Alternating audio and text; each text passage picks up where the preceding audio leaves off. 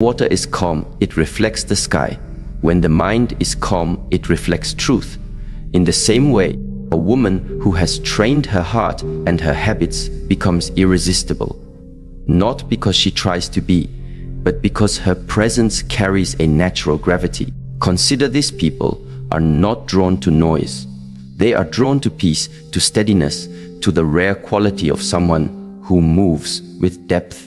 Let us walk together through 6 habits expressed in 18 teachings, each one a seed of practice, each one a way of returning to strength and grace. When water rests in a still lake, you can see the sky reflected perfectly upon it. You can see clouds moving, trees bowing toward their reflection, even your own face looking back at you. But when the water is restless, when waves disturb its surface, what do you see? Only distortion, broken shapes, and unclear images. The same is true for the human mind. A restless mind cannot see truth, cannot recognize beauty, and cannot make wise choices. A restless heart misreads people and situations, but a still mind is like a clear lake. It reflects reality as it is. That is why the first habit that makes a mature woman truly high value, truly irresistible, is the capacity for stillness before action. Stillness does not mean inaction. It does not mean becoming passive or withdrawn. It means choosing the pause before response. It means creating space between the stimulus and your reaction. In daily life, most people live like puppets pulled by strings. Someone says a hurtful word, and immediately the reply comes sharp and defensive. A driver cuts in front, and the horn is pressed with anger.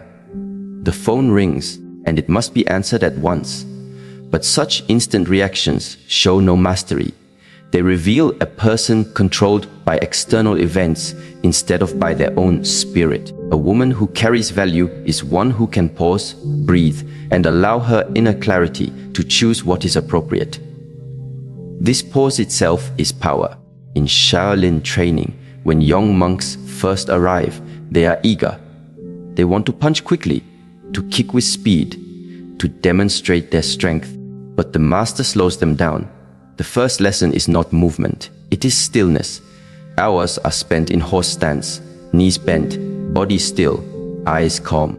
Many grow impatient, asking, "Why must we stand like this? Why not attack?" And the master answers, "If you cannot stand still for 5 minutes, how can you stand firm in life for 5 years?" The habit of pausing before action is not weakness, it is mastery. Because from that stillness, every movement becomes deliberate, every word becomes chosen. Think about relationships. Many connections between men and women break not because of great betrayal, but because of small, uncontrolled reactions. A careless insult, a rushed judgment, a heated word that cannot be taken back. Imagine instead a woman who, when confronted with tension, simply takes a breath and lets silence speak first. Her partner feels her strength not in her loudness, but in her calm. That calmness is irresistible because it gives safety. Everyone is drawn to the one who can hold storms without being swept away. So how to practice this in daily life? Start with something simple. When the urge to respond quickly arises, whether in conversation or when tempted to check your phone, pause for 2 breaths. This is not laziness, it is training. 2 breaths create space. In that space, clarity comes. In that clarity, you are no longer a puppet, you are the master. And this mastery, though invisible to the eye, is felt deeply by those around you. They trust you because they sense you are not reactive, but conscious. Ask yourself now, how many times have I spoken words I later regretted, simply because I did not pause? How many conflicts in my life could have softened if only I had taken 2 breaths before replying? Reflection like this invites humility, and humility is the soil where high value grows. The woman who pauses, who carries stillness, is a rare presence in a noisy world. Her stillness becomes her power, her magnetism, her natural attraction. Not because she tries, but because she simply is. Now let us flow into the second teaching. Words are not neutral. They are living energy. They shape the world around us and within us. A high-value woman understands that her words can either heal or harm, bring peace or ignite fire. This is why she chooses words as medicine. She does not waste them in gossip. She does not weaponize them in anger. And she does not cheapen them with constant flattery. Instead, she speaks with intention, with discipline, and with care. Her words become rare and therefore precious. They carry weight.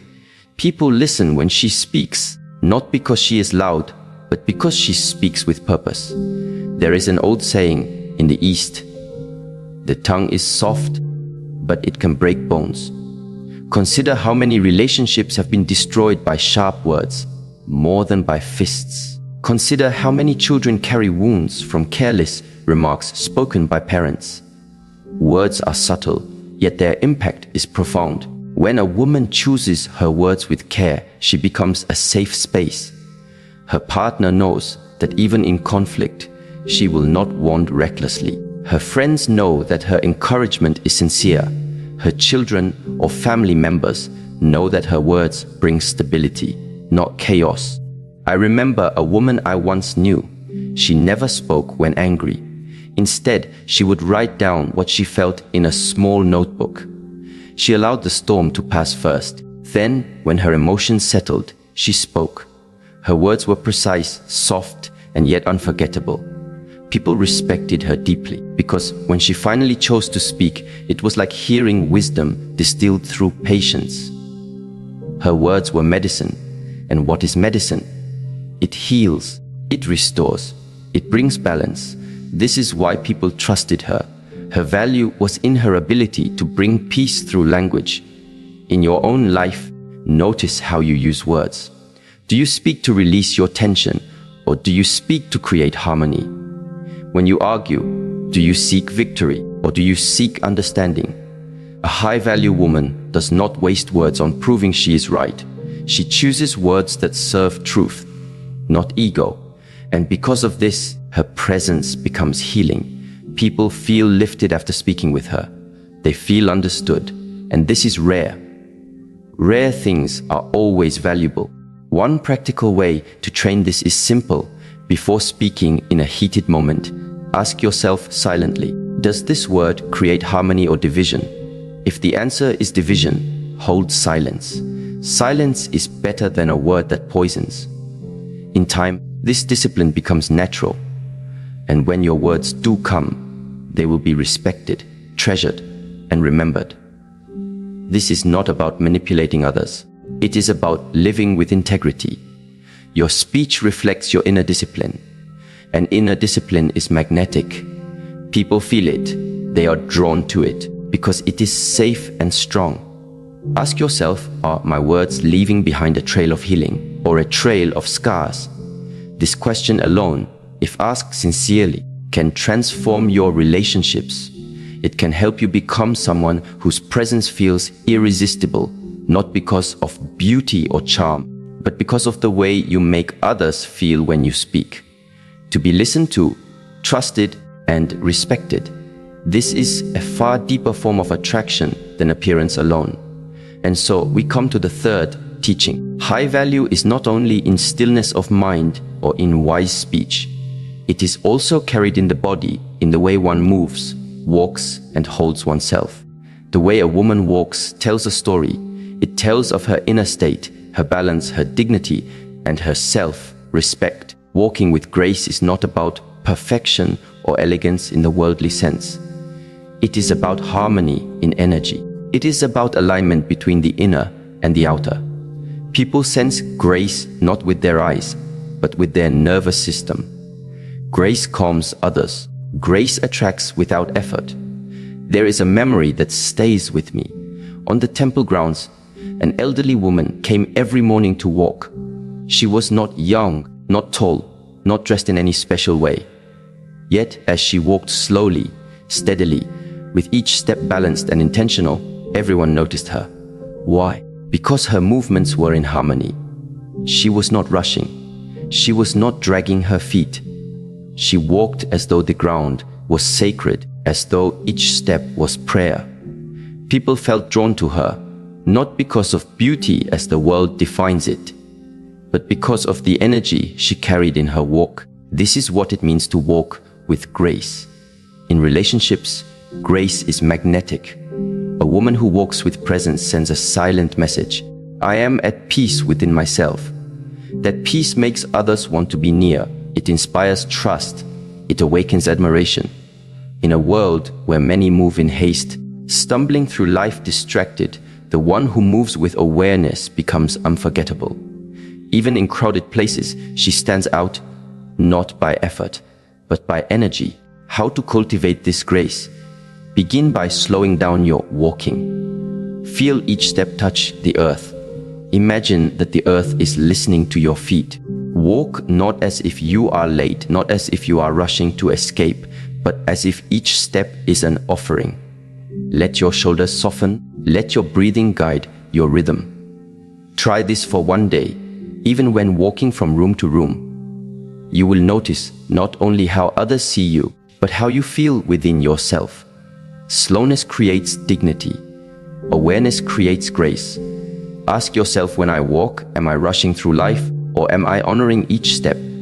What story does my walk tell about me? Does it tell of anxiety, distraction, or insecurity? Or does it tell of presence, steadiness, and calm? Your walk reveals your state of being. To walk with grace is to live with grace. And this is irresistible. People do not consciously say, she walks beautifully. But unconsciously, they feel it. They feel peace in your presence. They feel admiration for your composure. They are drawn to you because you carry harmony in your body as well as in your mind. Stillness before action, words as medicine, walking with grace. These three teachings already shape a woman into someone magnetic, not by effort, but by alignment. She becomes irresistible, not because she tries to attract, but because she carries within herself the qualities that every heart is hungry for: calmness, clarity, and harmony. These are the habits of one who has trained her spirit. These are the habits of one who is not ordinary, but extraordinary in her maturity. When you stand before a great mountain, you realize something important. The mountain does not shout. It does not move for every wind. It does not need to explain its height. Its strength is not in constant display, but in its silent endurance. This is the essence of restraint. True power is not in grasping for everything, not in saying everything, not in showing everything, but in the discipline of choosing what not to do, what not to say, what not to accept. A woman of depth, of maturity, of high value does not reveal herself by chasing or by proving. She reveals herself through the quiet master of restraint. In the martial arts, one of the first things students learn is that the most dangerous strike is not the one that is thrown, but the one that is held back. The punch that never lands shows control. The kick that stops just before the body of the opponent demonstrates discipline. Why? Because anyone can release force, but not everyone can control force. The same is true in life. Anyone can lash out in anger, indulge in excess, or run after fleeting desires. But not everyone can step back, smile gently, and choose patience instead. It is this control, this refusal to be enslaved by impulse, that makes a woman truly radiant. She becomes someone others admire because her strength is not chaotic, but contained. Her energy is not wasted, it is preserved. Restraint in daily life can be practiced in simple ways. When anger arises, she does not allow her voice to rise with it. When gossip tempts her, she chooses silence. When an unhealthy relationship knocks at her door, she does not open it, even if loneliness whispers. This restraint is not bitterness, it is clarity. It is the ability to see what drains life and to choose against it, even when emotions try to persuade otherwise. Such restraint, practiced again and again, becomes dignity. And dignity is irresistible, for it cannot be bought, borrowed, or faked. It is the quiet fragrance of self-respect. Consider how restraint transforms relationships. When one partner lashes out, the other often reacts, and the fire grows. But if one holds restraint, refusing to escalate, the fire has no fuel. Arguments soften. Respect is preserved. When someone presses you to explain yourself, sometimes restraint means you do not justify, you do not beg for understanding. You allow silence to speak. The one who can restrain from defending their ego often leaves a greater impression than the one who floods the air with arguments. The mature woman who has mastered restraint becomes unshakable because she is no longer pulled by the ropes of impulse. And yet, restraint does not mean suppression. Suppression is heaviness, restraint is clarity. Suppression is fear, restraint is freedom. When you restrain, you are not closing your heart. You are opening space to choose wisely. You are refusing to become a servant of every passing urge. To practice this, begin simply once a day. Choose to say no. It may be to a small distraction, a wasteful activity, or an invitation that does not align with your well-being. Each time you say no, feel the strength in it. Over time, this becomes natural, and people feel your presence as solid, trustworthy, magnetic. Now, let us enter another dimension of strength, the silent art of boundaries. Boundaries are often misunderstood. Some think they are walls, built to push people away. Others see them as selfishness, as refusal to care. But this is not the truth. Boundaries are not walls, they are rivers. A river does not stop the flow of water. It guides it. It shapes the course, ensuring balance, ensuring that life flows without destruction. Boundaries in human life work the same way. They are not about rejection, they are about respect.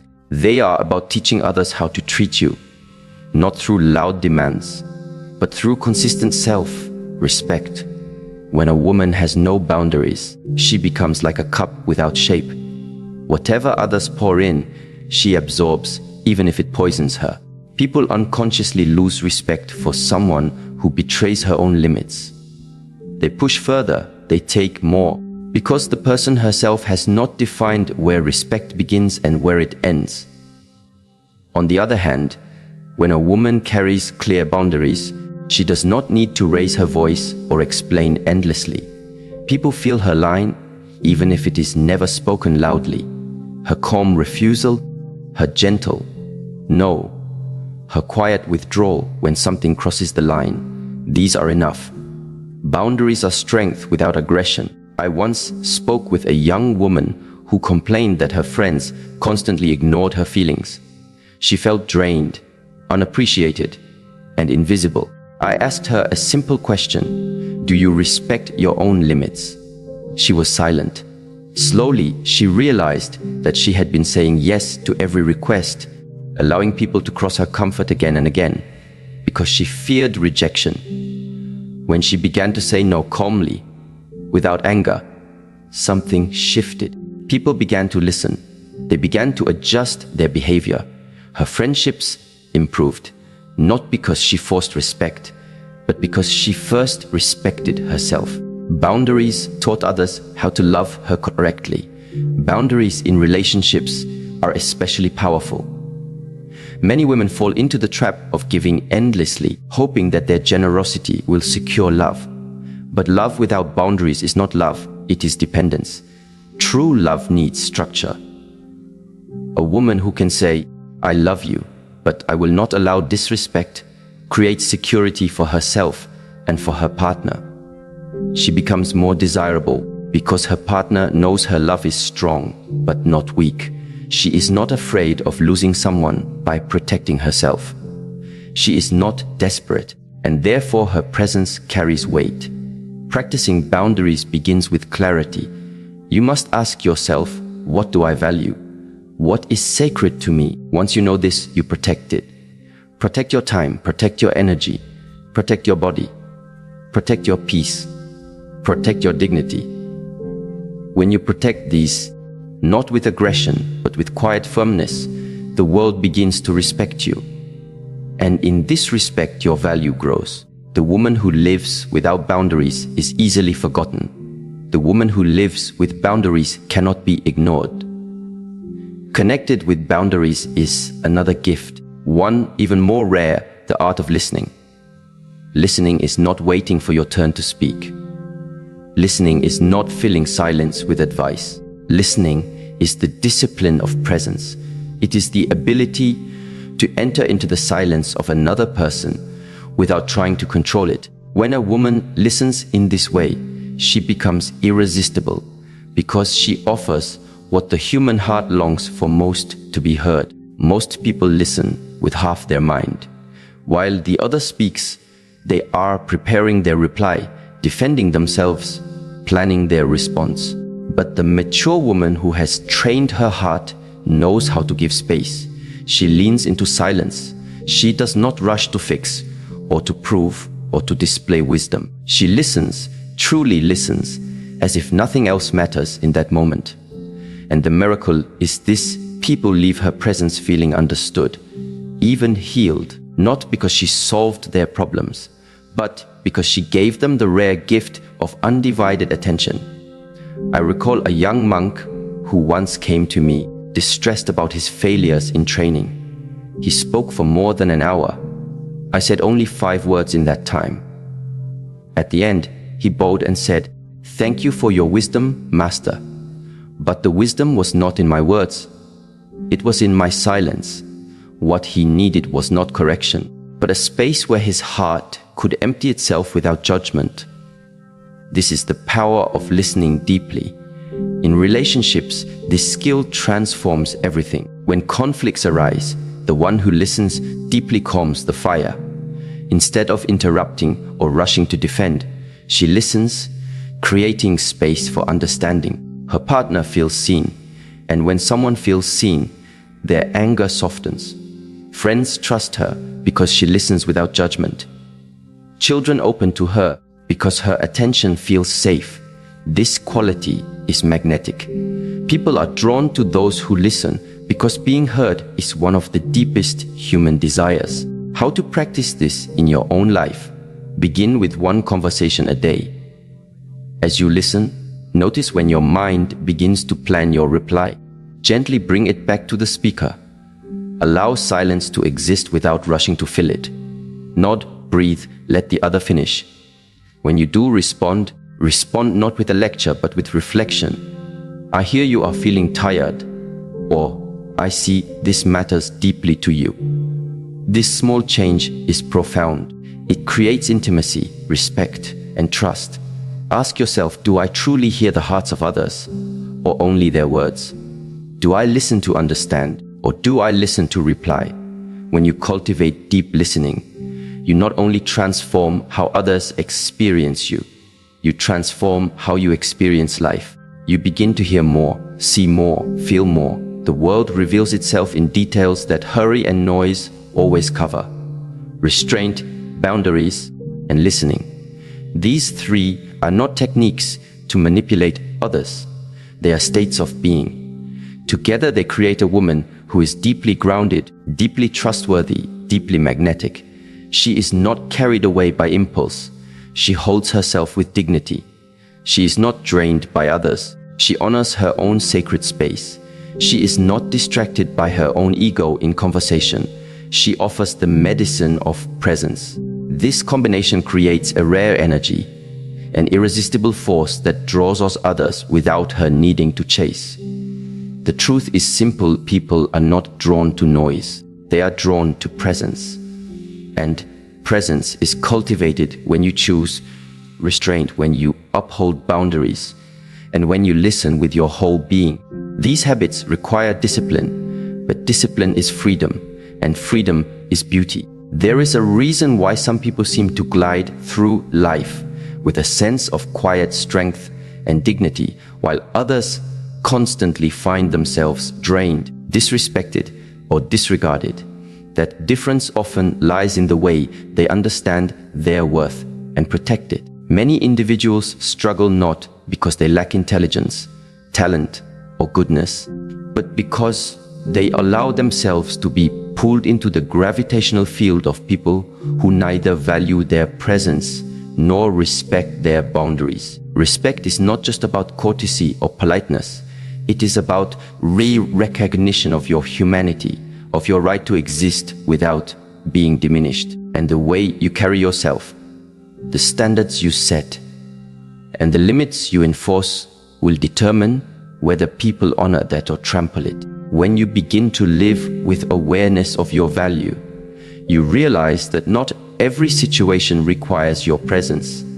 Not every person deserves your explanation, and not every battle is meant for you. Life has a way of testing whether you are willing to defend your own dignity or whether you will easily surrender it for temporary approval. The mistake that so many make is in thinking that being accommodating, endlessly forgiving, or excessively available will win them love and loyalty. In reality, it often breeds the opposite: contempt, manipulation, and neglect. Those who give without discernment, who serve without boundary, eventually become invisible in the eyes of those who take from them. You must remember that how others treat you is often a reflection of what you first accept for yourself. If you allow disrespect once, you silently give permission for it to continue. If you shrink yourself to make others comfortable, you teach them that your light is negotiable, that your truth can be dimmed for their convenience. And once that standard is set, it becomes harder to undo. People rarely raise the level of respect they give you on their own. It is you who must insist on it. The strength to do this, however, doesn't come from arrogance or hardness. It comes from clarity. It comes from knowing what you will and will not tolerate, and being unshakable in that stance, even when it costs you relationships, opportunities, or temporary comfort. Many fear this level of firmness because they do not want to be seen as cold, selfish, or unloving. But true love, whether for yourself or for others, cannot survive without respect. Love without respect becomes exploitation. Kindness without respect becomes servitude. Patience without respect becomes enablement of abuse. Consider for a moment how often you have excused someone's repeated mistreatment of you because you believed their potential mattered more than their actions. Perhaps you told yourself, they didn't mean it. Or, if I just keep being patient, they'll change. But years pass and the pattern only deepens. Respect is never cultivated by passivity. It is demanded through consistent action. When you stop giving excuses, when you finally walk away from behavior that undermines you, you send a message not only to others, but to yourself. I am worth more than this. That shift, though painful, is the beginning of reclaiming your power. You see, people instinctively test boundaries. Even those with good intentions want to see how much they can lean on you, how far they can push, how much of yourself you are willing to sacrifice. This is not always malicious. It is human nature. But if you never draw a line, if you never enforce a standard, you cannot blame others for walking all over what you left unguarded. Your life is like a house key. If you never lock the doors, if you never maintain the walls, anyone can enter and rearrange things to their liking. And then you wonder why your peace feels disturbed, why your energy feels stolen, why your joy feels fleeting. The truth is, many people confuse selflessness with self-erasure. They think being good means never saying no, never challenging mistreatment, never withdrawing from those who exploit them. Yet there is nothing noble about being depleted. A candle that burns at both ends does not light the room longer. It burns itself out faster. Protecting yourself is not selfish. It is stewardship of the life you've been given. When you operate from that understanding, your presence becomes more powerful, your words carry more weight, and your love has more authenticity because it comes from a whole, respected self rather than a broken, desperate one. Think of the times when you stayed silent while someone insulted you. dismissed your feelings, or took advantage of your kindness? Did that silence heal the situation? Did it inspire them to respect you more? Or did it embolden them to repeat the pattern? Often, the latter is true. Silence in the face of disrespect is interpreted as consent. Your unwillingness to confront does not spare you from conflict. It invites more of it. Yet when you calmly, firmly, and consistently draw a line, something shifts. The wrong people will retreat, but the right people will rise to meet your standard. And in that way, your circle becomes purified, not by chance, but by your courage to enforce respect. It is also important to understand that respect begins in the smallest details. It is not only about how people treat you in grand moments, but in everyday interactions. Whether they listen when you speak, whether they keep their promises, whether they acknowledge your boundaries without resistance. If someone consistently interrupts you, dismisses your efforts, or ignores your requests, they are already communicating their level of respect. Do not deceive yourself into thinking they will honor you in greater matters when they fail in the small ones. Attention to detail in relationships reveals the deeper truth. Those who value you will show it not in occasional gestures, but in consistent patterns. At times, enforcing respect requires solitude. Walking away can feel lonely, especially if you have invested years into a relationship, a friendship, or a work environment. The temptation to compromise just to keep company is strong. But loneliness with dignity is always better than togetherness with dishonor. One sharp season of solitude can cleanse your life of years of toxicity. And when you endure that period with strength, you attract the kind of people who are drawn not to your weakness, but to your strength, not to your availability, but to your self-respect. To live this way, you must cultivate an inner stillness that is not swayed by guilt, manipulation, or pressure.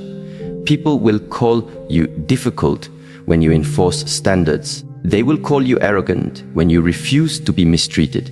They will call you selfish when you choose peace over chaos. But remember, their labels are a reflection of their discomfort, not your worth. The ones who truly belong in your life will never be threatened by your strength. They will be inspired by it. There comes a moment when you must decide that your soul is no longer a playground for others' carelessness, that your time is too precious to be wasted on conversations that go nowhere, arguments that drain you, or relationships that chip away at your self-esteem. When that decision becomes firm, life begins to open up. The energy you once wasted on defending yourself against disrespect becomes fuel for growth, creativity, and peace. Your spirit becomes lighter, your steps more intentional, your days more fulfilling. And so, the lesson is simple but powerful. Stop giving people discounts on your worth. Stop selling yourself at clearance value just to be chosen. Those who cannot afford the price of your presence are not meant to carry it. And when you embody that truth,